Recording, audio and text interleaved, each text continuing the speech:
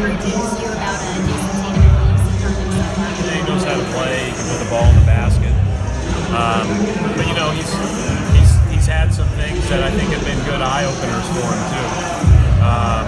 Because this league is tough, and you know, whether it's people getting up underneath him, really playing him physically.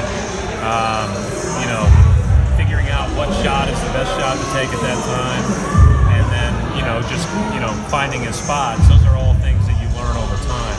I've been really encouraged by his defensive play, and that's something that with his length and ultimately as he builds more strength should be a positive. Ante, just general thoughts?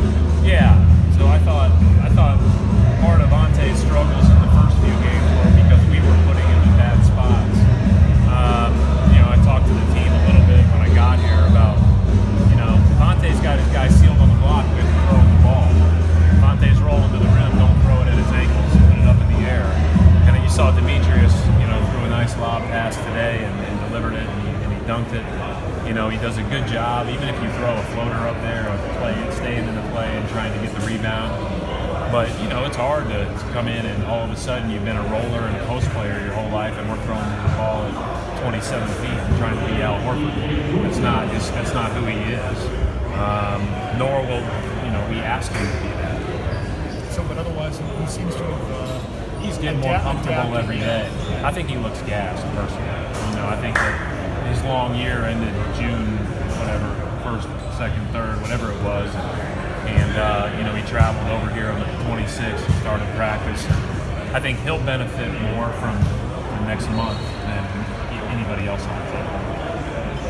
Jaylen said, one thing Jaylen said recently was that you told him he'll probably spend more time guarding 1s and 2s this year. What is the reasoning behind that? And then I just think if you look at it, obviously there's all kinds of roster movement and change and all those things, much of which I can't talk about. But he's a guy that can do that, and the more positions that he can guard, the more flexible we can be.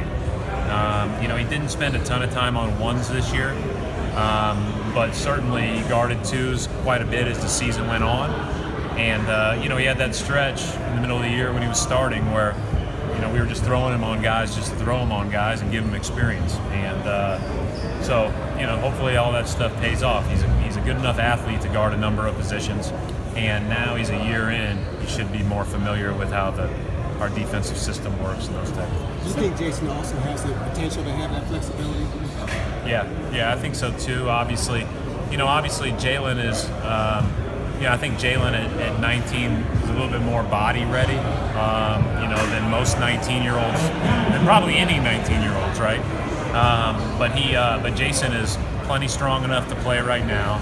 It's just a matter of getting into the feel for the defensive end of the floor, how we like to play, and then figuring out offensively where your shots and opportunities are going to come from. Like summer league's great, right? Because you get a chance to do things that.